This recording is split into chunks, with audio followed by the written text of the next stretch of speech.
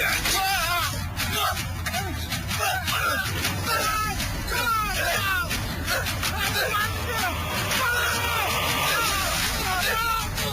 bawa kemana ini? Baiknya kita bawa ke kalimalang aja. Yaudah, ayo. Aku takut.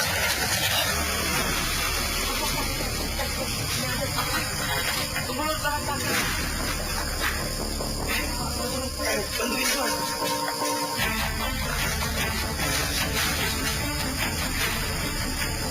Kita cemplungin aja sekalian. Gak usah, udah taruh sini. Ayo.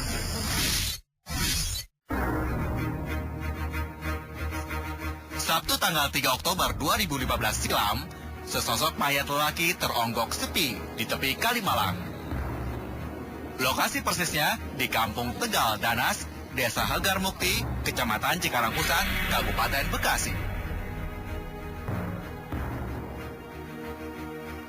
Lalu ada orang yang ngukur jalan, dia lapor sama saya. Apa laporannya gimana? Laporannya dia mau matok, ada mayat, lalu dia kaget, berita itu lapor sama saya. Sebelum saya melihat mayat, saya lapor ke desa, ke kelurahan Hegar Mukti. Lalu dusun sama lurah terjun ke lokasi.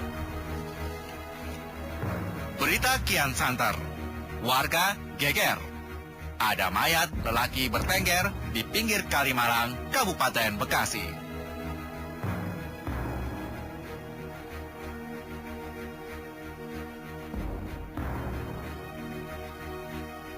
Pakai sweater. Pakai sweater? Iya, warna merah. Warna merah. Terus bajunya? Bajunya kalau nggak salah merah hitam plat PT. Celananya warna apa? Hitam. Hitam juga. Iya. Sepatu, dia pakai sepatu apa telanjang kaki?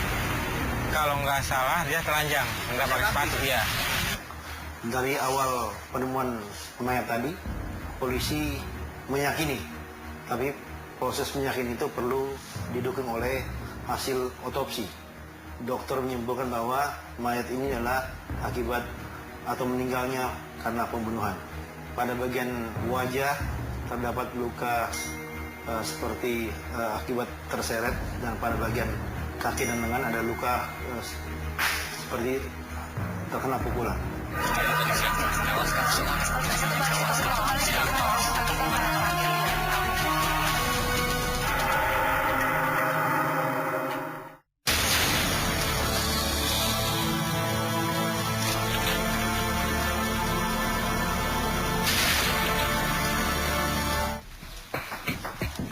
Polisi bergumul dengan penyelidikan.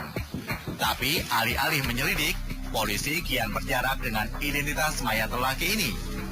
Tak ada satu informasi, bahkan tanda yang mampu memberi arah siapa mayat lelaki ini. Polisi pun menyebar sketsa wajah si mayat, berharap ada pihak yang mengenal jasad lelaki nahas di pinggir Kalimalang. Dan alhamdulillah ada masyarakat yang mengenali korban ini. Jadi seperti sebar brosur. Ke semacam brosur pamflet ke masyarakat. Dan alhamdulillah kurang dari 3 hari kita sudah bisa mendapatkan atau bisa mengungkap identitas dari mayat tersebut. Nah, itu yang mengaku kenal itu siapa? Temannya atau keluarganya? Seketika kita memberikan brosur ke masyarakat, ada masyarakat yang mengenali bahwa ini adalah karyawan dari satu pabrik yang ada di sekitar wilayah Kabupaten Bekasi. Bapak dan Ibu bisa menghubungi Polresta Bekasi dan Polsek Bekasi. Pak, nanti Pak kalau ada kabar, kasih tahu Pak. Manusia Bu. Iya.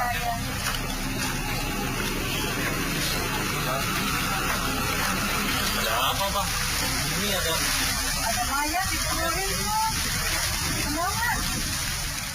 Wah, saya kenal nih. Saya kenal. Tetangga. Oh, Kang Dadi. Suaminya Teh Ipa.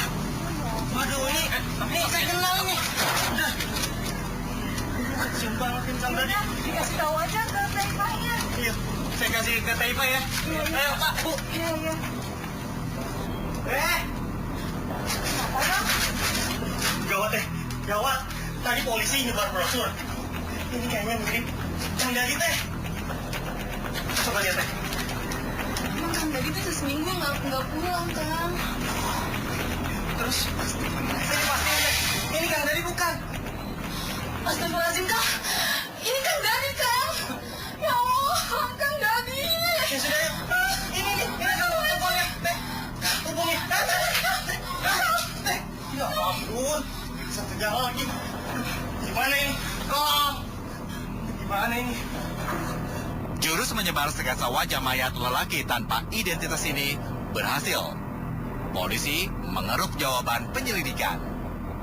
Korban bernama Dadi Supriyadi. Belakangan polisi juga mengungkap pelakunya, yang tak lain adalah kawan dekat Dadi sesama buruh pabrik. Nur Hadi namanya. Nur Hadi tak sendiri. Ia berkomplot dengan sekondannya Hairul. Nur Hadi dan Hairul menghabisi nyawa Dadi. Mengapa Nur Hadi membunuh Dadi teman kerjanya? Ia mengaku cemburu.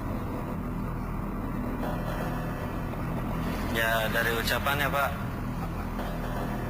Iya kan anaknya baik ya Pak ya. Anaknya baik, pendiam, polos, ya ramah pokoknya. Tapi sekalinya ngomong agak nyakitin Pak. Gimana, Pak? Iya dia bilang suka sama istri saya Pak. Oh gitu. Kapan bilangnya? Nggak sekali dua kali Pak. Waktu sebelum kejadian 1 minggu itu Pak. Dia sering bilang kayak gitu.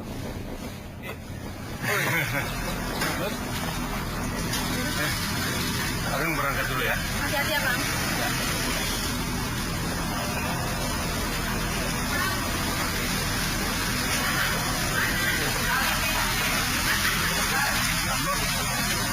Ini cantik Bisa aja dapatnya. Ya, ini berangkat. Cemburu adalah akar persoalan kasus ini. Seperti pengakuan Nur Hadi, korban Dadi Supriyadi sering tergelitik menggoda istrinya. Nur Hadi pun membara. Bagaimana awal mula persoalan goda-menggoda istri yang berakibat cemburu lalu berujung pembunuhan ini?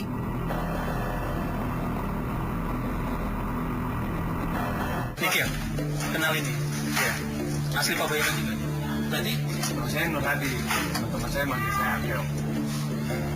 Oh ini yang baru itu Pak? Nah iya benar. Iya. Berarti kita dekat dong sama-sama orang yang Pak Bayan. Ya, sedih ya.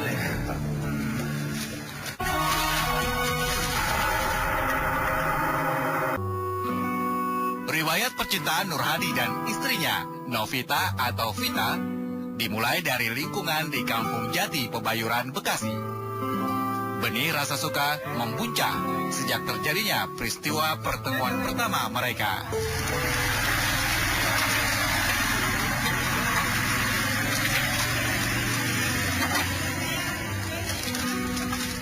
Berapa biji itu? Enggak. Oh iya. Nih kembali. Siapa nih? Temen, kenapa? Asik tuh. Dari tadi. Naksir ya? Akeo. Kita. Sama lagi. Iya ya. Makasih ya. Ya, jadi. Nur Hadi memancang sinyal asmara. Ia membidik Novita.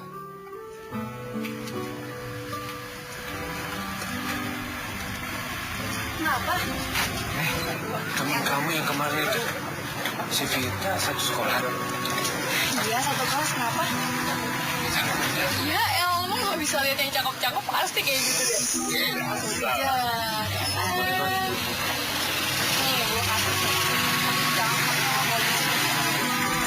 Ya, tenang aja kali. Gak bakal. Tak begitu rumit soal bagaimana proses jalinan asmara antara Nur Hadi dan Novita. Ketika masa pacaran tiba, saat itu juga Nur Hadi menjadi juara yang berhasil merebut hati Novita. Dan akhirnya Nur Hadi dan Novita naik pelaminan. Keduanya menikah dalam usia muda.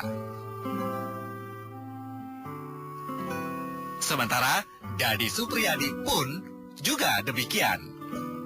Dadi menikahi wanita bernama Afifah Fauzia.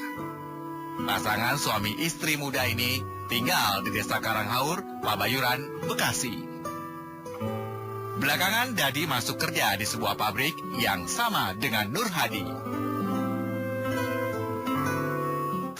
Korban dan pelaku ini adalah rekan bekerja. Korban adalah Dadi Supriyadi, bertempat tinggal di Cariuk, Kabupaten Bogor. Sehari-hari dia bekerja di salah satu perusahaan swasta di Kabupaten Bekasi. Kapan nih Pak kita main futsal lagi? Tenang Keo. Weekend ntar kita futsal lagi ya. Oh iya Keo. Saya kemarin tuh habis ngajarin orang baru ya. Kalau nggak salah siapa namanya? Tapi dia asli orang Pabayoran. Pabayoran juga? Iya. Waktu itu kan kerjanya duluan saya Pak masuknya. Dia baru masuk. Dia lagi diajarin sama atasan saya, foreman saya Pak. Ditanya sama foreman saya asli mana, Bayuran. Kebetulan saya juga asli Bayuran Pak. Jadi kami dikenalin Pak sama foreman. Kata foreman, lu kenal gak sama ini anak Bayuran. Nah, itu dia. Dad. Iya. Pikir, kenal ini. Iya. Asli Pabayoran juga.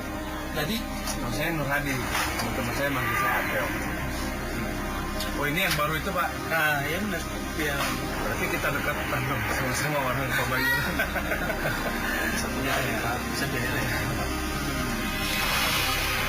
Akhirnya, Dadi dan Nur Hadi jadi kawan seirama dalam kerja. Satu nasib sebagai buruh, satu tujuan sebagai lelaki yang hendak memberi nafkah pada keluarga. Rumahnya di mana? Lah, saya tidak menjadi, dia sedang itu satu arah kan?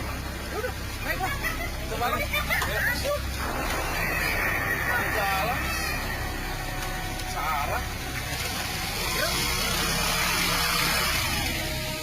Jadi korban dan tersangka ini berteman hampir kurang lebih 1 bulan. Dan memang korban ini bekerja di suatu pabrik di Jababeka ini baru 1 bulan. Nah, dalam 1 bulan ini, mengingat si tersangka ini tidak punya kendaraan, jadi korban selalu menjemput tersangka di rumahnya. Hari ke hari, Dadi dan Nur Hadi, sekondan buruh pabrik ini tak lagi berhitung dalam soal pertemanan. Dadi rutin menjemput Nur Hadi untuk berangkat bersama ke pabrik. Dadi membonceng Nur Hadi. Berangkat dulu ya. Iya, Pak. Assalamualaikum. Waalaikumsalam.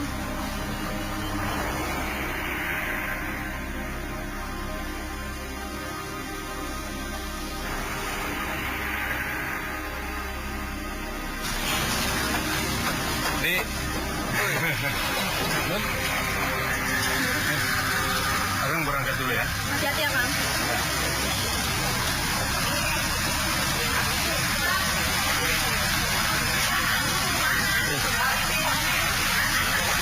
Kamu dia cantik bisa aja dapatnya. Ya, ini berangkat. Iya.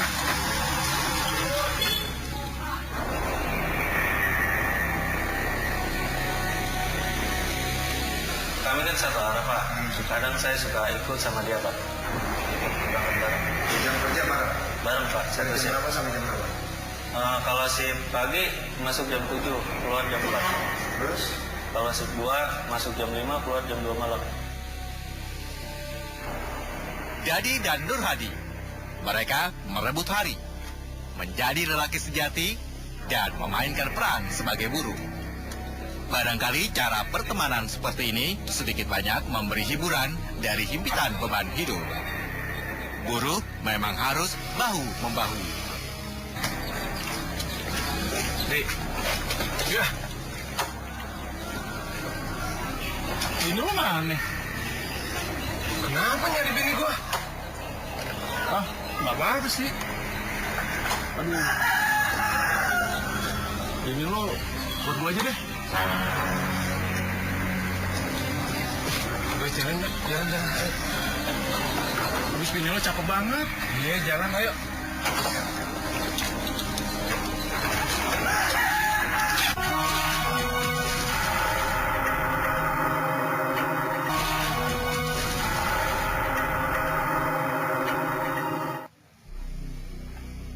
Dadi dan Nur Hadi, sekawan buruh pabrik yang sedang riuh berkawan. Sebagai kawan, Dadi tak lagi berhitung. Ia tekun menjemput Nur Hadi untuk sama-sama berangkat kerja. Tapi di tengah perkawanan itu, siapa yang tahu kalau godaan datang diam-diam. Suatu waktu, Dadi menyinggung Vita, istri Nur, dalam satu obrolan.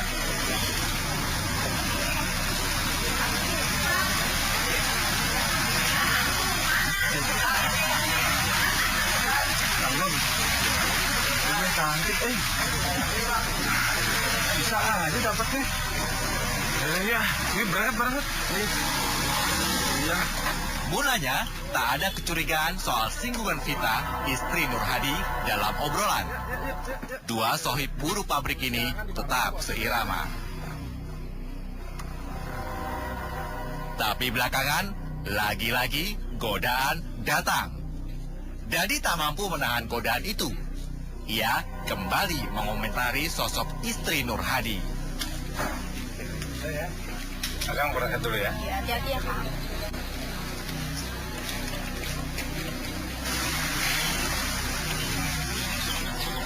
Kenapa lu? Kamu hot banget.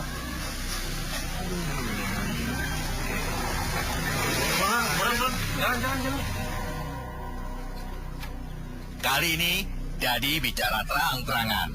Entah sebagai seloroh canda, atau serius yang dibungkus canda, atau sekedar menghangatkan persahabatan. Nih. Ya.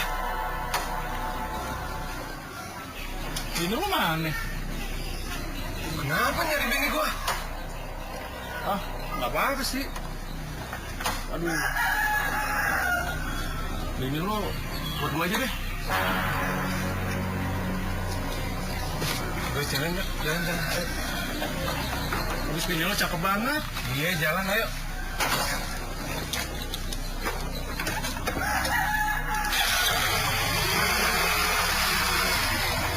Akan tetapi Vita menangkap sinyal yang berbeda.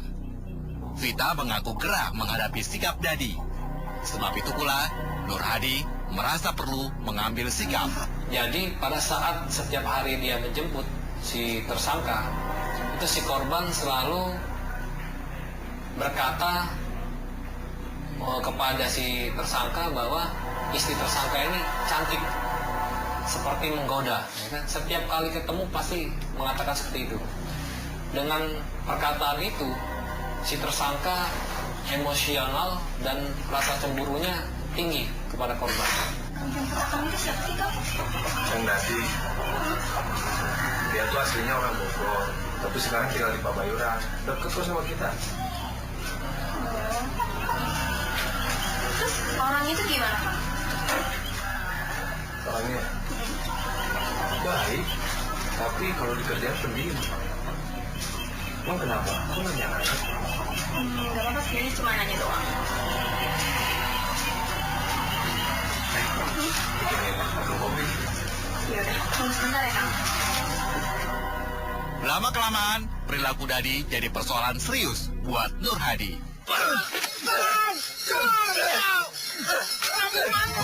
Kita bawa kemana ini? Kayaknya kita buang sekali bareng aja. Yaudah ya. Aku takut.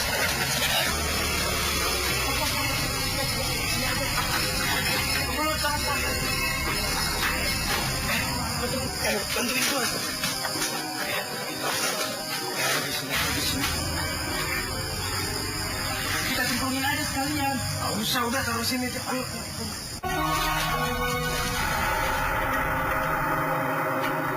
Jemput Akang itu siapa sih, Kang? Kang Dadi.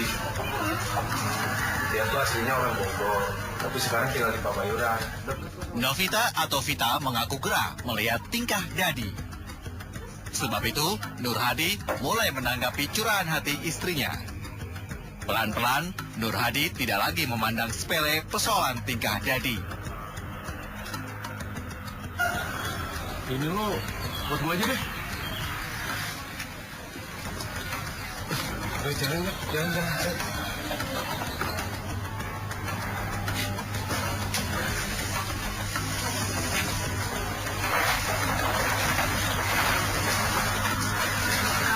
Engkau kenapa belum tidur? Besok kan harus bangun pagi.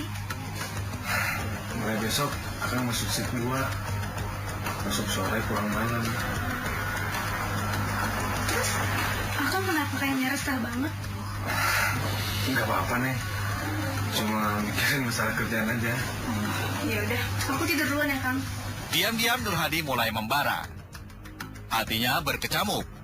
Akal sehatnya mulai goyah. Di kepalanya, bayangan sosok sang istri, Vita, berseteru dengan segala tingkah Dadi. Nur Hadi mulai merancang rencana jahat. Waktu perencanaannya tak lama setelah celutukan Dadi yang menusuk hatinya. Rancangan jahat Nur Hadi melibatkan sekondannya di lingkungan rumah. Namanya Khairul. Khairul seorang remaja tanggung, usianya belasan tahun. Bro, kangen. Bukan kangen. Emang atuh, kerja. Udah kelas 3 kan? Iya. Kan udah lulus, mau kuliah apa kerja? Rencananya sih mau kuliah, Kang, di Karawang, ngambil fakultas ekonomi. Oh gitu. Kan sekarang udah kerja. Kerja di pabrik, JBK. Udah berapa lama? Bulan 2 bulan lah, mau 2 bulan. Ya. Udah, ikut. Jadi gimana nih? Nah, disitulah dia merencanakan perbuatan untuk membunuh si korban dengan melibatkan tersangka K. Nah ini temannya ini K ini gimana? Apakah dia punya motif sendiri, benci juga ke? Jadi awalnya tersangka K ini ditawarkan oleh tersangka N. Gimana namanya? Memang kalau kita lihat usia, memang tersangka K ini masih anak-anak, 18 tahun, ya kan 18 tahun. Jadi ditawarkannya, kamu berani nggak menghabisi atau membunuh pelaku, ya kan? Karena saya benci, karena saya dendam, ya kan? Karena istri saya diganggui. Nah, ditawari seperti itu. Terus tersangka K ini menjawab, saya berani, ya kan? Nah, awalnya dia hanya untuk membuat cacat si korban. Namun setelah digiring di TKP, itu mereka sudah berinisiatif atau berniat untuk menghabisi secara sampai meninggal dunia. Siapa yang punya inisiatif itu? Dari tersangka N. SMS apa telepon? SMS. Apa katanya? Ke depan. Nah, terus? Saya ke depan jalan. Udah saya ikut. Itu pas itu kan jam 2 ya? Iya. Kamu belum tidur ya? Belum. Kenapa tuh? Ngapain kamu? Main di situ. Ngapain main? Minum atau Sempet minum, Bang. sempat minum? Iya. Pagi. Tahu dia ngajakin ketemuan sama gue. Balik aja baru minum lagi. Tahu katanya ada janji. Ngajaknya di mana? Lewat SMS, Pak. Waktu itu saya kerja shift 2. Nah, terus? Waktu itu sekitar jam 8-an, Pak. Saya SMS teman saya. Gimana? Iya, saya bilang uji nyali yuk. Saya bilang gitu, Pak. Teman saya jawab, uji nyali apa? Bunuh orang. Gitu, Pak. Terus? Iya. Teman saya dampingin, Pak. Mau dia. Terus jawabnya gimana? Ayo, Bos. Dia bilang. Nah itu SMS itu kan kejadian Jumat. Iya, Pak. SMS itu hari apa? Kejadian 1, Pak. 1 jam 3.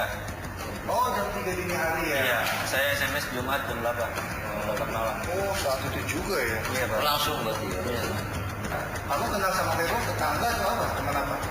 Dulu sebelum saya menikah, saya tetanggaan sama Heru, Pak. Tetangga kampung, Pak. Bukan kamu, sering main bareng? Sering, Pak. Malam merambat. Nur Hadi punya rencana jahat. Hairul dalam keadaan mabuk. Minuman keras melenyapkan kewarasannya. Dia siap beringas.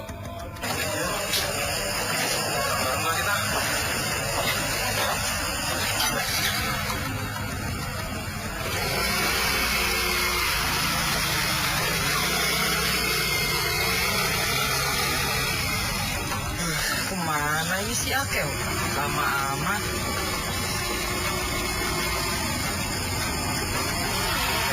Berhenti. Nah, kebetulan nih temen gua kan pulangnya sehari juga sama kita. Boleh nebeng nggak? Boleh. Naik bro. Naik. 1, 2, lalu Nur Hadi dan Hairul beraksi. Keduanya menghabisi Dadi.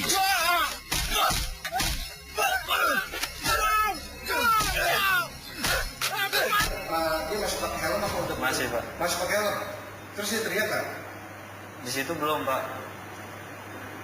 Terus ceritanya. Iya di situ belum teriak. Lama kelamaan Heru kan turun dari motor pak. Saya nikam dia di belakang, Heru dari depan pak. Ini mukulin. Dia teriak kan? Belum pak, belum. Ada perlawanan pak. Ada perlawanan. Si korban sempat teriak-teriak ya? Iya dibekap. Kasihan sama dia. Ya gimana pak, udah resiko pak. Udah tunjukin deh gitu pak. Tonjokin ya? Saya tunjukin mukanya pak. Tonjokin mukanya. Si korban masih pakai helm ya? Iya, Terus? tunjukin terus pak. Iya kami bertiga ke air pak. Terus? Ya di situ saya pakai tali tas saya. Oh, dicekiknya pas dia udah di bawah ya? Iya pak. Pakai tali tas. Iya pak. Yang nyekik siapa? Saya pak. Dari belakang. Iya pak. Terus dia nggak sadarkan diri? Masih pak. Masih Masih. kuat dong dia. Iya pak. Terus? Ya terus gitu pak. Cekik sambil mukulin. Ya terus dia terus berontak pak. Dia berontak, tenaganya kuat. Jadi kami berdua keseret sama tenaga dia pak. Sebenarnya bukan kami yang membunuh dia ke air pak. Dia sendiri. Cuma ya pikiran saya, ya udahlah kalau pengen ke air sekalian aja gue bunuh gitu pak. Kita bawa kemana ini? Baiknya kita buang ke dalam barang aja. Yaudah ya. Aku takut.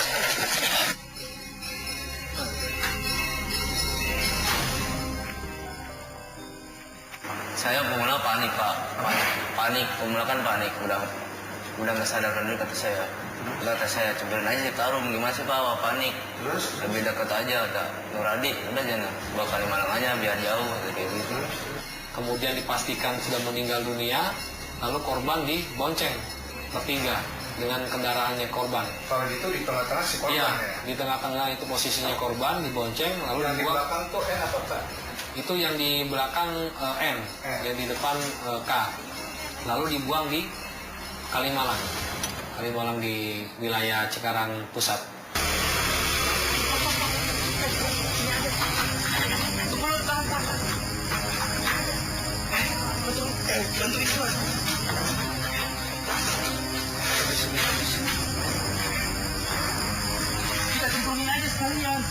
Udah taruh sini tuh. Ayo. Tuntas sudah kerja jahat Nur Hadi dan Hairul. Mereka menghempaskan mayat Dadi ke tepi Kalimalang. Rasa cemburu Nur Hadi lenyap seiring lenyapnya hidup Dadi. Kini tinggal Nur Hadi dan Hairul memikirkan rencana selanjutnya. Jejak perbuatan jahat harus dibersihkan. Itu tadi siapa? Lihatnya sih mau mukulin doang, kenapa dia sampai mati? Mana gua mau ujian lagi? Ya udahlah. Yang penting kita dapat motornya.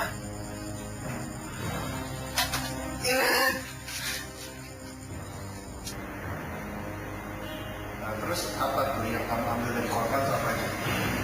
Sepeda motor pak, Terus? handphone, Terus?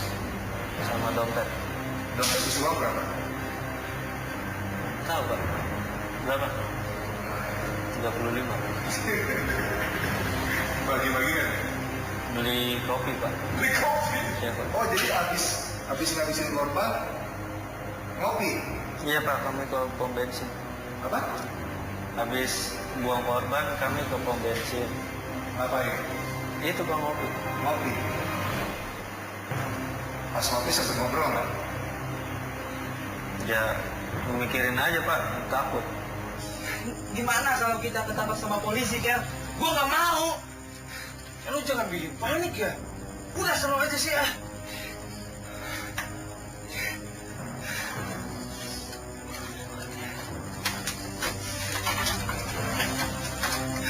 Pikiran, Pak.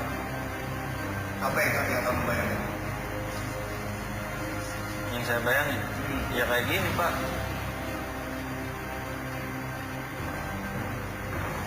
Terus pulang ke rumah? Pulang pagi. Jam berapa kira-kira? Udah pagi, Pak. Udah ada matahari. Dari matahari. Oh, jadi pas libur ya, Sabtu ya? Iya, Sabtu libur. Terus pulang ke rumah, istri curiga lah. Enggak, Pulang Pak. pagi? Enggak, kan saya kan kalau shift 2 emang pulangnya suka SMS dulu, Pak. Apa? Ayah nggak pulang dulu, soalnya takut di jalannya. Istri juga udah terbiasa. Oh, udah biasa. Kang, ini motor siapa? Oh, ini motornya Sudadi yang kemarin. Dia lagi pulang kampung. Jadi, motornya datang. Oh ya Kang, itu aku udah siapin makanan buat Kakang. Wah, iya. Neng duluan aja, Akang belum kelar. Ya. Mau ke dalam dulu ya? Setelah Dadi lenyap, istrinya Afifah Fauzia cukup kelimpungan mencari Dadi. Itu firasat ke anaknya. Apa firasatnya? Iya, itu muntah, BAB gitu. Mungkin bapaknya lagi ditunjukin apa gitu, perasaannya ke anaknya. Kepikiran, cuma jadi gelap di nomor HP apa Pak gitu. Saya mau telepon ke keluarganya di sana, nggak punya nomornya. Nah, Jadi terus pas hubungin sama Kang Dadi? nggak aktif. Nggak aktif? Udah dari pas pagi kan bapak nggak ada, bapak lagi di rumah saudaranya. Mau telepon kan pas malam-malam nggak ada HP, nggak ada orang. Terus pas pagi saya telepon, nomornya udah nggak aktif. Nah, terus Teteh mau ngomongin siapa tuh? Ini Kang Dadi belum pulang nih. Tahu ada kejadian kayak gini dari siapa yang ngasih tahu? Ngelacak temennya yang kerja di situ juga sama, tapi beda sih. Dia ngelacak ke Pak Polisi, Pak teman saya nggak pulang, katanya udah 3 hari. Terus dikasih foto itu.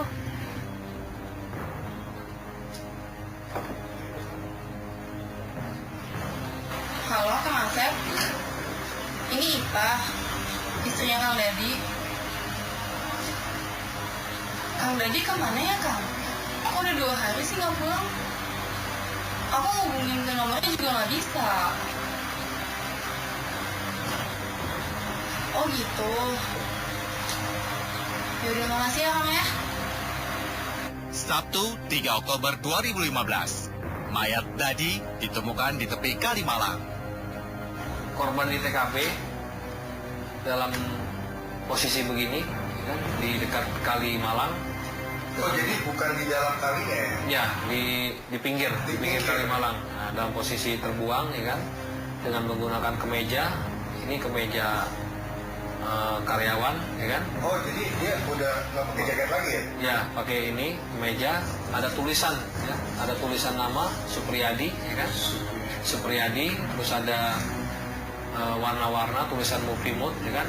Nah, di mana dari olah TKP ini kita close up, kita sebar di lapangan. Penyidik tim gabungan dihubungi dengan nomor handphone yang sudah kita berikan oleh istri korban dan keluarga korban, bahwa diakui bahwa korban ini dari mulai berangkat kerja Jumat itu sudah tidak kembali lagi ke Kalau gitu rumahnya. istrinya sempat lihat brosur ini ya? Iya, dari hasil keluarga itu sempat melihat brosur dan informasi dari warga sekitar. Akhirnya polisi melacak pelaku Nur Hadi dan Khairul. Penyelidikan mulai sejak Dadi pulang kerja hingga kepada siapa Dadi berkomunikasi. Jadi dari komunikasi itu kita juga bisa dapat melihat bahwa si korban digiring oleh tersangka di suatu tempat, dan di situ juga dia dihadang oleh tersangka lainnya yang berinisial K. Di situ terjadi pembunuhan berencana sekaligus pencurian dan kekerasan, di mana barang-barang korban diambil oleh tersangka. Nah itu isi SMS-nya apa Pak? SMS-nya dalam bahasa Sunda, ya kan? Saya tunggu kamu di suatu tempat di TKP. Terus bahasa-bahasa itu kita gali, ya kan? Kita langsung interogasi kepada tersangka N. Memang kendalanya waktu pertama kita menentukan atau mengarahkan kepada tersangka, itu si tersangka N itu sudah kita periksa sebagai saksi dulu. Kita periksa sebagai saksi. Namun pada keterangan BAP saksi, dia masih tidak mengakui perbuatannya. Nah disitulah para penyidik tim gabungan mulai mencocokkan bagaimana posisi kedudukan si tersangka ya, dengan korban, dengan alibi-alibi yang dia ungkapkan pada keterangan saksi itu. Nah, bahwa ketidakcocokan itulah kita mengetahui bahwa si tersangka N ini berbohong kepada kita untuk mengelabui perbuatannya. Setelah kita melakukan penggeledahan di rumahnya, ya kan, kita temukan barang bukti korban, berikut juga diikuti dengan pengakuan dia tersendiri dengan secara sadar mengakui perbuatannya. Di situ juga kita menetapkan dia sebagai tersangka. Saya mah tahu pas dengar katanya suami saya ngegodain istri orang, saya mah nggak percaya. Orang dia mah kan boro-boro ngegodain. Yang ada ge saya yang ngedeketin gitu.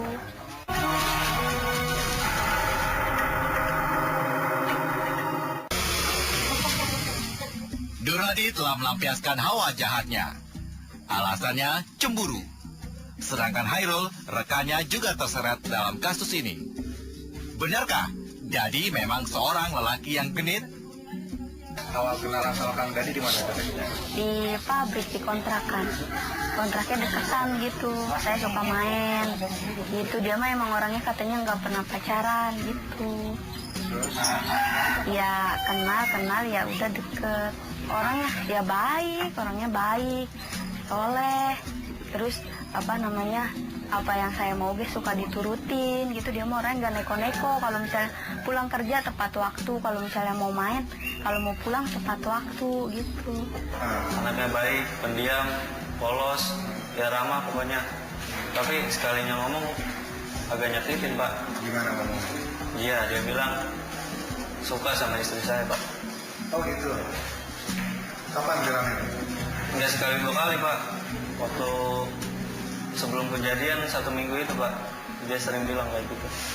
Saya mah tahu pas dengar katanya suami saya ngegodain istri orang, saya mah nggak percaya. Orang dia mah kan boro-boro ngegodain. Yang ada ge saya yang ngedeketin gitu. Jadi kedua tersangka ini kita hadapkan dengan penegakan hukum dengan pasal 340 subsidi 338 KUHP dengan sanksi ancaman 20 tahun atau seumur hidup.